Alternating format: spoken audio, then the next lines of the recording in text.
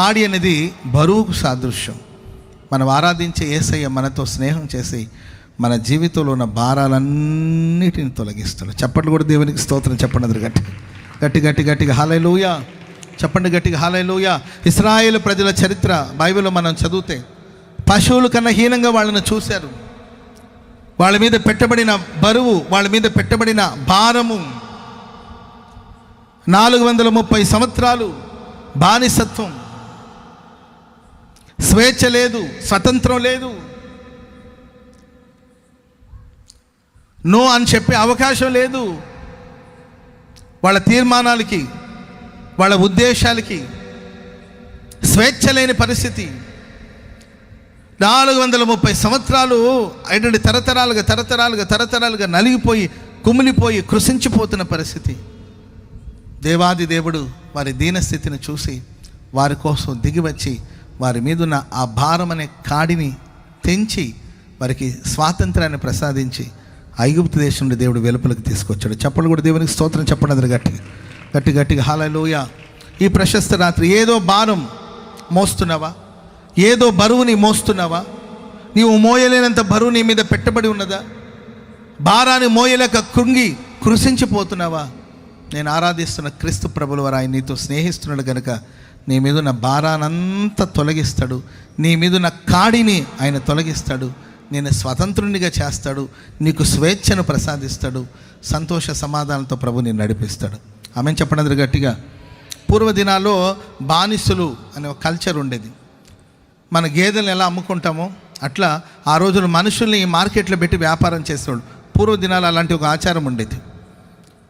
కొంతమంది బానిసలు ఉండేవాళ్ళు అండి. వాళ్ళని కొనుక్కునేవాళ్ళు, వాళ్ళని అమ్మేవాళ్ళు. ఇప్పుడు మన గేదెల్ని బజార్లో పెట్టి అమ్ముతాము. అయ్యా న్యాయమా అని అడిగేవాళ్ళు ఎవరున్నారు చెప్పండి? ఒకడు కొనుక్కొని ఉంటాడు, వాడు ఇంకొకరికి అమ్ముతాడు, వాడు ఇంకొకరికి అమ్ముతాడు. ఇట్లా అమ్మబడుతూ ఉంటుంది. చివరికి ఏదో ఒక కసాయి వాడి చేతిలోకి వెళితే వాడు ఆ పశువుని బలి చేస్తాడు. సరే, జంతువులు పశువుల విషయాన్ని పక్కన పెడితే ఒకానొక కాలంలో పూర్వదినాల్లో మనుషుల్ని బానిసలుగా పట్టుకొని వాళ్ళని వ్యాపారం చేసేవాళ్ళు. మార్కెట్, మనుషుల్ని వ్యాపారం చేసే మార్కెట్లు ఉండేయండి. ఆ మార్కెట్లు తీసుకొచ్చి నిలబెట్టి వాళ్ళని మాట్లాడేవాళ్ళు అండి. బేరం మాట్లాడి తీసుకెళ్ళేవాడు. మరి ఆ యజమానుడి చేతి కింద అతడు బానిసలుగా ఉండి జీవితకాలం అంతా అతనికి ఊడిగం చేస్తూ, జీవితకాలం అంతా అతనికి బానిసగా ఉండి ఆయన ఏం చెప్తే అది చెయ్యాలి, అంతేకాదు. కొన్ని పర్యాయాలు కొన్నిటికి మనం బానిసలుగా మారిపోతే అక్కడ మనకు స్వేచ్ఛ ఉండదు. శాంసన్ చరిత్ర మనం చూస్తాము. ఒకప్పుడు బలవంతుడు, పరాక్రమశాలి. అతని పేరు వింటేనే దేశమంతా గడగడ వణికిపోయేవాడు. ఇతని బలం రహస్యం ఎవరికి తెలిసేది కాదు. చాలామంది అనుకుంటారు శాంసన్ చాలా బలవంతుడేమో, కండలు తిరిగి ఉంటుందేమో, పొట్ట మీద 6 ప్యాక్ ఉంటుందేమో, మెడకాయ ఆడుందో తలకాయ ఆడుందో కూడా గుర్తుపట్టలేమేమో, అంత లావులు ఉంటాడేమో అని అనుకుంటారు. కానీ శాంసన్ అందరిలాగా జనరల్గా సాధారణంగానే ఉండేవాడు. ఎప్పుడైతే దేవుని ఆత్మ ఆయన మీద బలముగా దిగి వచ్చేదో వెంటనే ఓ బలమైన శక్తి, జనాలందరూ విస్మయం చెందేవాడు. ఏం తింటాడు ఈయన? ఇప్పుడు ఎవరైనా స్ట్రాంగ్గా ఉంటే, బలంగా ఉంటే వెంటనే ఏం తింటావరా బాబు అని అడుగుతారు కదండి. ఏం తింటున్నాడు ఇతని బలం రహస్యం ఏంటి అని ఎవరికి అంతు చిక్కేది కాదండి. చివరికి ఆయన చేసిన ఒక తప్పును బట్టి పాపాన్ని బట్టి శత్రు చేతులకు వెళ్ళిపోయినట్టు వాళ్ళ కళ్ళు ఊడబెరికేసి తిరగలి విసిరువాడుగా అతను ఉంచడం జరిగిందండి. శత్రువుల మధ్యలో ఉండి తిరగలి విసురుతున్నాడు. ఎట్లాంటి బతుకు బతికి, స్తోత్రం చెప్పండి గట్టిగా, ఎలాంటి బతుకు బతికి అంటారు కదండి. ఎంత బతుకు బతికి ఇంటి వెనకాల తెచ్చాడంటే వాడు. అర్థమైందండి? బానిస బ్రతుకు. ఈరోజు ఏంటండి, త్రాగుడికి బానిసలు కొంతమంది, ప్యాకాటానికి బానిసలు కొంతమంది, సిగరెట్ తాగడంలో ఏంటంటే సిగరెట్ స్మోక్ చేయడంలో దానికి బానిసలు కొంతమంది, సినిమాలకు బానిసలు కొందరు, డైలీ సీరియల్కి బానిసలు కొంతమంది. ఆ మధ్య ఒక ఆమె కళ్ళు తిరిగి పాపం బీపీ డౌన్ అయి పడిపోయింది. ఎందుకురా అంటే సీరియల్ చూస్తున్నప్పుడు కరెంట్ పోయిందట. గాలాడకపోయిందని కాదండి, సబ్జెక్ట్ ఏమైంది అర్థం కాక పాపం కింద పడిపోయింది. ఆ చుట్టుపక్కల వాళ్ళందరూ వచ్చి పాప ఆమె లేవనెత్తి కూర్చోబెట్టేసరికి హాస్పిటల్కి ఎత్తుకెళ్దామని 108కి ఫోన్ చేస్తే వద్దు అంటుంది. హాస్పిటల్కి వెళ్తే వద్దు కరెంట్ వచ్చే మార్గం చూడండి. అంతలోపల ఎక్కడో జనరేటర్ తీసుకొచ్చి ఆన్ చేసినట్టున్నారు, లేకపోతే కరెంట్ వచ్చినట్టుంది. లేచి కూర్చున్నది అనమాట. ఏంటమ్మా అంటే సీరియల్ మొదలైతే ఈమె హీలింగ్ వచ్చిందనమాట. ఈమె హీలింగ్ ఆ సీరియల్లో ఉందన్నమాట. బానిసత్వం,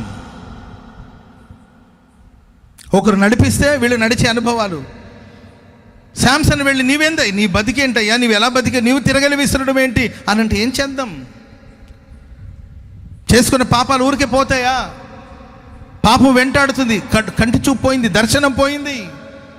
ఇశ్రాయేలు ప్రజలకు న్యాయాధిపతిగా ఉండవలసిన వాడు, ఎవరు పేరు చెప్తే దేశమంతా గజగజగా ఉడికిపోయారో, ఫిలిష్తీయుల గుండెలో గుర్రాలు పరిగెత్తాయి, రైలు పరిగెత్తాయి. ఒకప్పుడు ఆ శత్రుల మధ్యలో ఈరోజు ఒక ఆట వస్తువుగా మారిపోయి వాళ్ళు ఏం చెప్తే శాంసన్ కూర్చోమంటే కూర్చో, నిలబడమంటే నిలబడ్డం.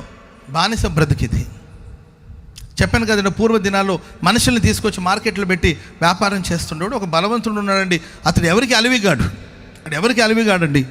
అతను తీసుకొచ్చి కాళ్ళు చేతులు ఒక స్తంభానికి వేసి కట్టేసి అతని ఎడడి కండబలం భుజబలం అంతా బాగుందండి, అతని బేరానికి పెట్టారు, మార్కెట్లో పెట్టారండి. ఎవరైనా కొనడానికి ముందుకు వస్తుంటే రే అని వాళ్ళని బెదిరిస్తూ ఉంటాడు. నన్ను కానీ కొన్నారనుకోండి మీ అంతు తెలుస్తా, నన్ను కొనేవాడు ఎవడున్నాడు రా అని వెర్రి కేకలు వేస్తుంటే ఎవరు సమీపించలేకపోయారండి. అంతలోపల ఆ మార్గాన్ని ఒకడు వచ్చాడండి. ఆయన వచ్చేసి ఎంత, ఇటు విలువ ఎంత, ఇతని రేట్ ఎంత, ఇతని ధర ఎంత అని అడిగితే అప్పుడు ఇంతండి ధర అని వాళ్ళు చెప్పారు.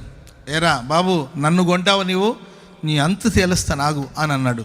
ఏమీ పట్టించకుండా అతని ధర ఏంటో దాన్ని చెల్లించి, క్రయధనం ఏంటో దాన్ని చెల్లించాడండి.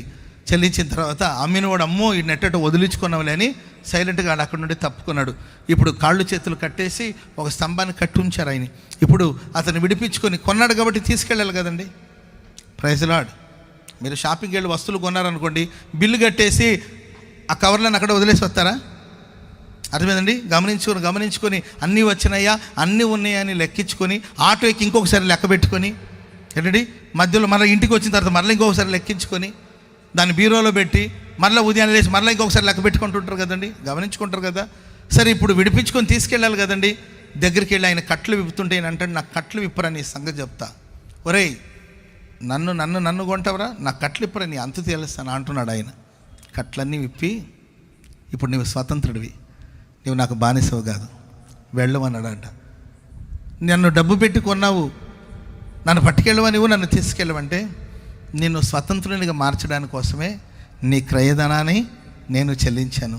ఇక నువ్వు నాకు బానిసగా ఉండవలసిన అవసరం లేదు, నువ్వు స్వతంత్రుడివి, నీ మీదున్న కాడి నేను తీసివేశాను, వెళ్ళమని చెప్పాడంటే. చెప్పకూడదు అందరు గట్టిగా హల్లెలూయా. అతను ఏమీ అపేక్షించకుండా నన్ను విడిపించడానికి కారణం ఏంటి? మమ్మల్ని మార్కెట్లో పశువులాగా అమ్ముతారు కదా, మమ్మల్ని విడిపించడానికి కారణం ఏంటి? ఆయన విస్మయం చెందాడండి. లేదు నేను విడిపించాలన్న ఉద్దేశంతోనే నేను విడిపించాను, ఇక నీవు ఎవరికి బానిసవు కాదు, నీవు స్వతంత్రుడు, వెళ్ళమని ఆయన చెప్పారంట. ప్రేమైన వారులారా, లోకరక్షకుడైన క్రీస్తు ప్రభుల వారు పాపం అనే కట్ల చేత కట్టబడి, అపవిత్ర చేత కట్టబడి, మోయలేని పాప భారాన్ని మోస్తూ, మన కట్లు మనం తెంచుకోలేని పరిస్థితిలో, మన బానిసత్వం నుండి మనం విడుదల పొందలేని పరిస్థితిలో, పాపపు బంధకాల మధ్యలో, పాపపు బానిసత్వంలో నలిగిపోతున్న మనల్ని విమోచించడానికి, విడిపించడానికి కోసం సర్వశక్తి కలిగిన క్రీస్తు ప్రభుల వారు మనుష్య కుమారునిగా ఈ లోకానికి వచ్చి మనతో స్నేహించి, ప్రియులరా, మన విమోచన కోసం తన రక్తం అనే క్రయధనాన్ని చెల్లించి పాపపు కట్లను తెంచి మనకు విడుదలను ప్రసాదించిన దేవుడు. చెప్పండి కూడా మొదలు గట్టిగా హల్లెలూయా. చెప్పండి గట్టిగా హల్లెలూయా.